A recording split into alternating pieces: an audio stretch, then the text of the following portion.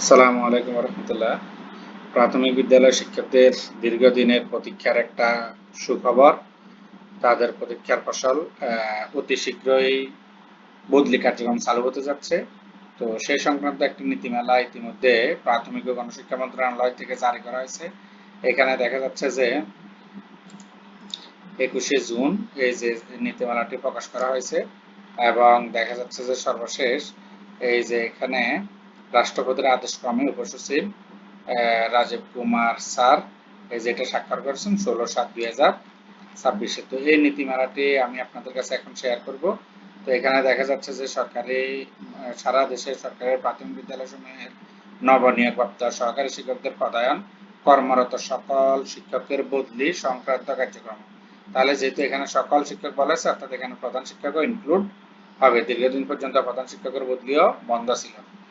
তো বদলি সংক্রান্ত কার্যক্রম পরিচালনা এবং পর্যালোচনা পূর্বক নিষ্পত্তির লক্ষ্যে নিম্নোক্তভাবে কমিটি গঠন করা হয়েছে।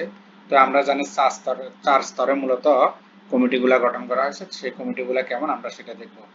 সরকারের প্রাথমিক বিদ্যালয় শিক্ষক বদলির আবেদন যাচাই বাছাই ও নিষ্পত্তি বিষয়ক জাতীয় কমিটি।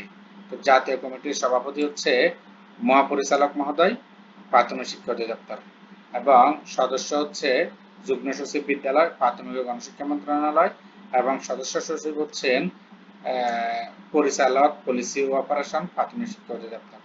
তো উনাদের কার্যপরিধি হচ্ছে উক্ত কমিটি প্রতি মাসে অন্তত একবার সভা আহ্বান করে প্রাথমিক বিদ্যালয়ের সহকারী শিক্ষকদের বদলির আবেদন যাচাই পূর্বক নিষ্পত্তির ব্যবস্থা গ্রহণ করবেন। যে সকল বিদ্যালয়ের শিক্ষকের নীতিপূর্বক প্রতিস্থাপন সাপেক্ষে বদলির আদেশ প্রাপ্ত হয়েছেন সেই সকল বিদ্যালয়ের শিক্ষকদের অগ্রাধিকার ভিত্তিতে প্রদান করতে হবে। ৩. আন্তঃবিভাগীয় ও সিটি কর্পোরেশনের ক্ষেত্রে সহকারী শিক্ষকদের বদলির আবেদন যাচাই বাছাই পূর্বক চূড়ান্ত তালিকা প্রশাসনিক অনুমোদনের ক্ষেত্রে প্রাথমিক গণশিক্ষা মন্ত্রণালয় প্রেরণ করবেন। এই মন্ত্রণালয়ের প্রশাসনিক অনুমোদন সাপেক্ষে পরিচালক পলিসি অপারেশন, প্রাথমিক শিক্ষা অধিদপ্তর বদলির আদেশ জারির ব্যবস্থা গ্রহণ করবেন।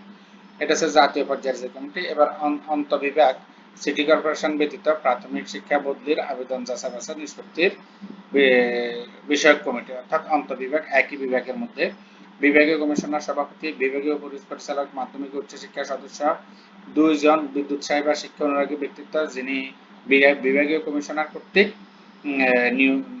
নিযুক্ত হবেন, অর্থাৎ সভাপতির মনোনীত, এবং বিভাগীয় পরিচালক প্রাথমিক শিক্ষা যে বিভাগের যিনি আছেন তিনি হবেন সদস্য সচিব, 4 সদস্য বিশিষ্ট। তাদের কার্যপরিধি ওই যে পূর্বের মতো। তো এরপরে জেলা, পৌরসভা, তবে সিটি কর্পোরেশন ব্যতীত পর্যায়ে প্রাথমিক বিদ্যালয়ে নবনিয়োগপ্রাপ্ত শিক্ষকদের পদায়ন, কর্মরত শিক্ষকদের বদলির আবেদন যাচাই বাছাই নিষ্পত্তিকরণ সংক্রান্ত কমিটি।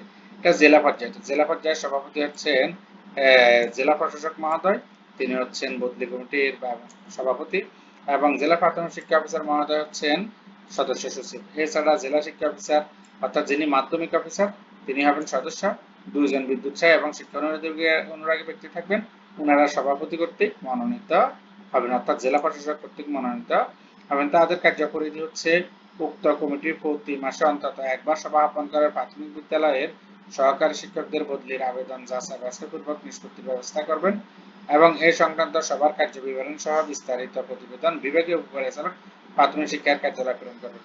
অর্থাৎ প্রতি মাসের শুরুতে ওনারা দরখাস্ত আহ্বান করবেন এবং তাদের সুবিধাজনক সময়ে সেটা যাচাই বাছাই করে মিটিং করে সেই বদলির আদেশটা জারি করবেন।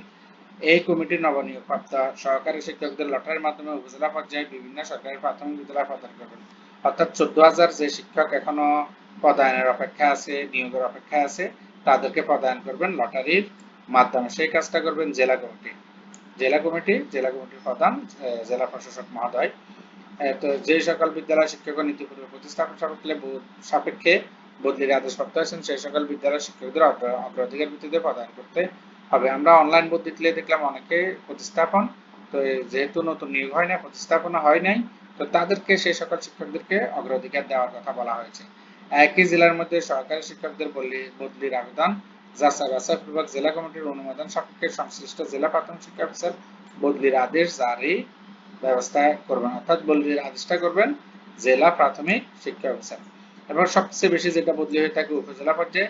তো এই উপজেলা পর্যায়ে কমিটিটা কেমন হবে আমরা এখন সেটা জেনে নেব। তো আমরা এখানে দেখতেছি যে উপজেলা নির্বাহী অফিসার হচ্ছেন উপজেলা পর্যায়ে প্রাথমিক শিক্ষক বদলির আবেদনের কমিটির প্রধান অর্থাৎ সভাপতি। তাহলে উপজেলা নির্বাহী অফিসার সভাপতি এবং উপজেলা প্রাথমিক শিক্ষা অফিসার তিনি হচ্ছেন সদস্য সচিব। আর এছাড়া উপজেলা মাধ্যমিক শিক্ষা অফিসার তিনি হচ্ছেন সদস্য।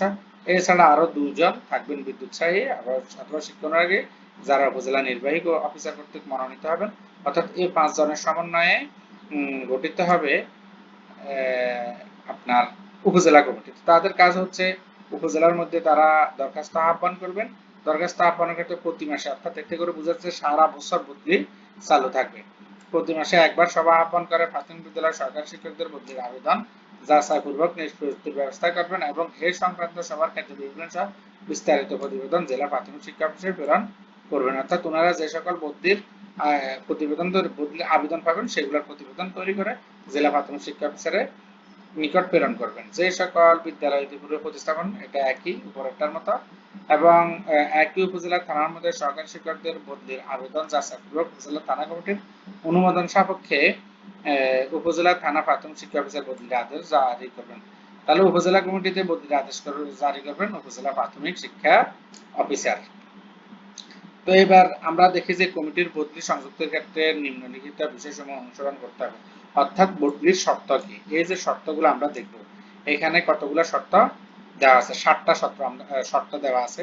আমরা দেখি 7টি শর্ত কি কি। ক, চাকরির মেয়াদ ন্যূনতম 2 বছর পূর্ণ না হলে কোনো সহকারী শিক্ষক শিক্ষিকা বদলিযোগ্য বিবেচিত হবেন না।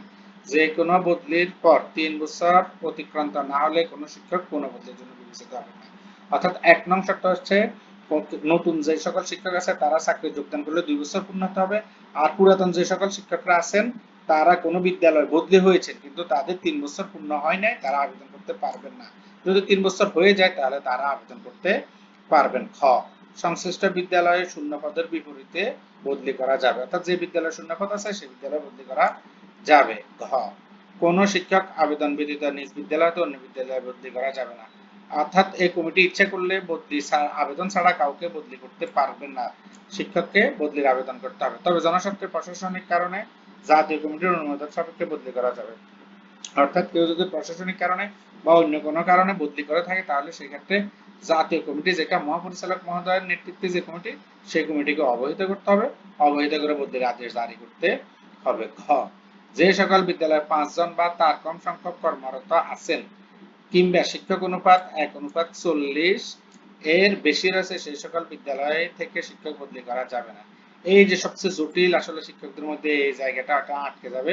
শিক্ষকরা 5 জন বিশিষ্ট, কারণ অনেক বিদ্যালয় আছে 6 জন, 6টা পদ আছে। তো 6টা পদের মধ্যে হয়তো দেখা গেছে প্রধান শিক্ষক নেই, প্রধান শিক্ষক ভারপ্রাপ্ত আছেন। তো এই ক্ষেত্রে উনি বদলিটা আটকে যেতে পারে। তো এই বিষয়টা আসলে কর্তৃপক্ষ যদি বিবেচনা করেন তাহলে শিক্ষকদের জন্য ভালো হয়।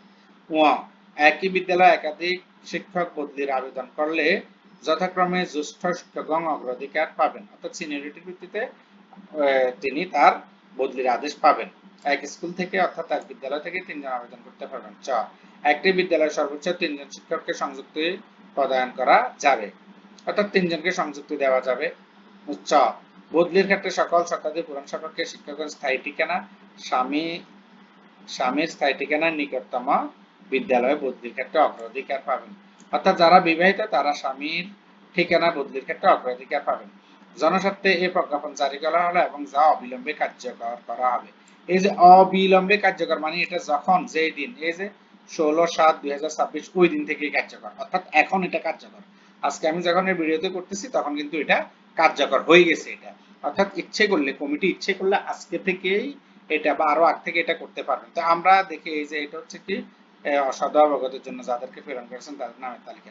তো আমরা দেখি সে আমাদের অধিদপ্তর কি সিদ্ধান্ত নিয়েছেন, যে প্রাথমিক শিক্ষা অধিদপ্তর থেকে দেখা যাচ্ছে যে 20 জুলাই একটা প্রজ্ঞাপন জারি করা হয়েছে। সেখানে বলা হয়েছে প্রাথমিক ও গণশিক্ষা মন্ত্রণালয় জারিকৃত প্রজ্ঞাপন মোতাবেক কমিটি গঠন এবং এর আলোকে কার্যক্রম গ্রহণ। অর্থাৎ ওই যে উপরে আমি যে প্রজ্ঞাপনটা পড়েছি সেই মোতাবেক কমিটিগুলো গঠন করতে হবে।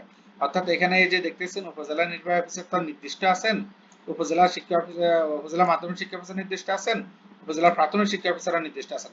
আর বাকি যে 2 জন আছে বিদ্যুৎ সাহেব বা শিক্ষা অনুরাগী তাদেরকে নিয়োগ দিতে হবে নিয়োগ দিয়ে একটা রেজুলেশনের মাধ্যমে একটা কমিটি গঠন করার জন্য তাদেরকে আমাদের প্রাথমিক শিক্ষা অধিদপ্তর থেকে নির্দেশনা দেওয়া হয়েছে। সেটা যেটা 21শে জুনের 350 নং স্মারক। এই যে 350 নং স্মারক আমি আপনাদেরকে দেখাই। এই যে নীতিমালা, এই যে 21শে জুন, এই যে 350 নং স্মারক। এই স্মারকের আলোকে মূলত সিদ্ধান্ত নেওয়ার জন্য বলা হয়েছে, অর্থাৎ ওই যে কমিটি গঠন। তো সেখানে দেখতেছি আমরা উপযুক্ত বিষয় সূত্রার্থ পাঠ্য পরিপ্রেক্ষিতে জানা যাচ্ছে যে প্রাথমিক ও গণশিক্ষা মন্ত্রণালয় কর্তৃক সারা দেশের সরকারি প্রাথমিক বিদ্যালয় সমূহের নবনিয়োগপ্রাপ্ত সহকারী শিক্ষকদের প্রদান কর্মরত সকল শিক্ষকের বুদ্ধি সংক্রান্ত কার্যক্রম পরিচালনা পর্যালোচনা পূর্বক নিষ্পত্তির লক্ষ্যে জাতীয় আন্তঃবিভাগ সিটি কর্পোরেশন ভিত্তিতে জেলা পৌরসভা, তবে সিটি কর্পোরেশন ভিত্তিতে উপজেলা থানা কমিটি গঠন উল্লেখিত প্রজ্ঞাপনানুগ অবলম্বে বর্ণিত কমিটির সময় গঠনপূর্বক কার্যক্রম গ্রহণের জন্য নির্দেশ ক্রমে অনুমোদন করা হলো। অর্থাৎ এই যে অবিলম্বে, অর্থাৎ সাথে সাথে অবিলম্বে বর্ণিত কমিটির সময় গঠনপূর্বক কার্যক্রম গ্রহণের জন্য নির্দেশ ক্রমে অনুরোধ করা হলো। অর্থাৎ এটা বোঝা যাচ্ছে যে এখন জুলাই মাস, জুলাই মাসের মধ্যে যদি কমিটি গঠন করা হয়ে যায় তাহলে আগস্ট মাস থেকে আমাদের বদলি কার্যক্রম চালু হবে। তো এই ছিল আমার ভিডিও। আমার ভিডিওটি যদি ভালো লাগে অবশ্যই লাইক, শেয়ার, কমেন্টস করবেন এবং চ্যানেলটি সাবস্ক্রাইব করবেন। আসসালামু আলাইকুম ওয়া রাহমাতুল্লাহ।